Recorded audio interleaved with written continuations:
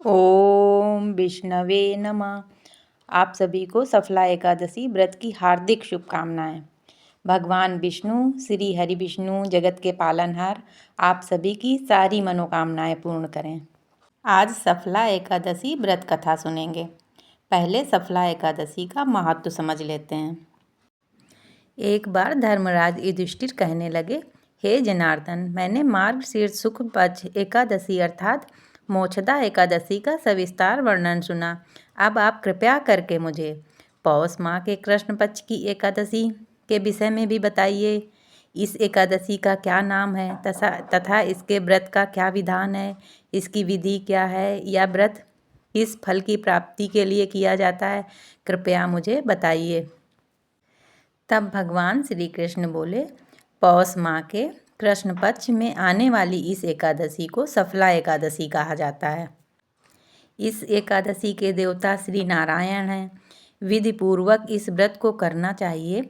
जिस प्रकार नागों में शेषनाग, पक्षियों में गरुड़, सब ग्रहों में चंद्रमा, यज्ञों में यशुमेघ और देवताओं में भगवान विष्णु श्रेष्ठ हैं, उसी तरह से सब व्रतों में एकादशी का व्रत श्रेष्ठ है। जो मनुष्य सदैव एकादशी का व्रत करते हैं वे मुझे परम प्रिय हैं। इसका बहुत महत्व है। भक्त वत्सल भगवान श्री कृष्ण कहने लगे कि हे धर्मराज, मैं तुम्हारे स्नेह के कारण तुमसे कहता हूँ कि एकादशी व्रत के अतिरिक्त मैं अधिक से अधिक दक्षिणा पाने वाले यज्ञ से भी प्रसन्न नहीं होता हूँ। जो भी भक्त विधि विधान से एकादशी का व्रत करते हैं वो मुझे बहुत प्रिय हैं। चलिए अब व्रत कथा सुनते हैं। चंपावती नगरी में एक महिष्मान नाम का राजा राज्य करता था। उसके 4 पुत्र थे। उन सब में सबसे बड़े पुत्र का नाम लुम्पक था। वह बड़ा पापी तथा पर स्त्री और वेश्यागमन तथा दूसरे बुरे कामों में अपने पिता का धन नष्ट किया करता था। सदैव ही देवता, ब्राह्मण, वैष्णवों की निंदा किया करता था। जब राजा को अपने बड़े पुत्र के ऐसे कुकर्मों का पता चला तो उन्होंने उसे अपने राज्य से निकाल दिया। वह विचारने लगा कि कहाँ जाऊँ।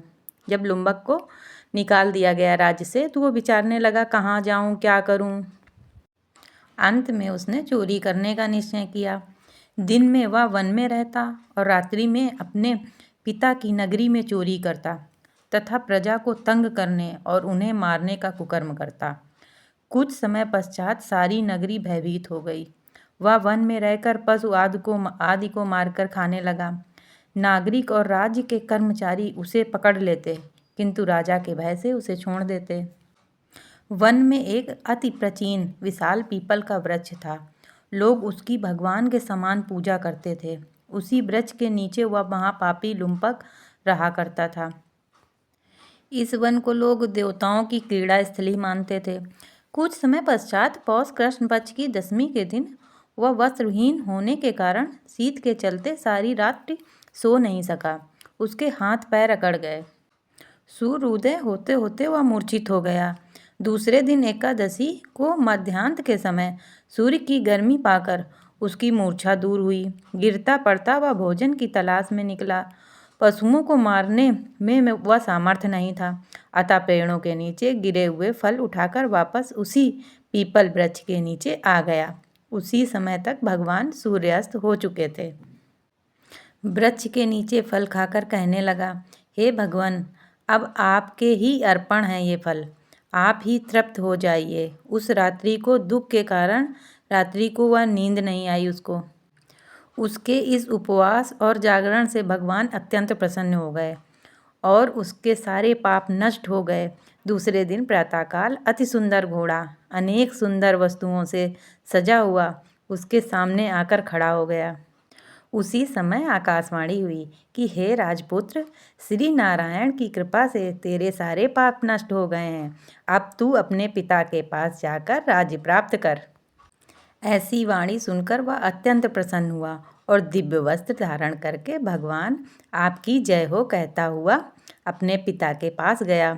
उसके पिता ने प्रसन्न होकर उसे समस्त राज्य का भार सौंप दिया और स्वयं वन के रास्ते चल दिए। अब लुम्पक शास्त्रानुसार राज्य करने लगा। उसके स्त्री पुत्र आदि सारा कुटुंब भगवान नारायण का परम भक्त हो गया। वृद्ध होने पर वह भी अपने पुत्र को राज्यभार सौंपकर वन में तपस्या करने के लिए चला गया। अंत में वो वैकुंठ को प्राप्त हुआ। अतः जो मनुष्य इस परम पवित्र सफला एकादशी का व्रत करता है उसे अंत में मुक्ति और वैकुंठ की प्राप्ति होती है।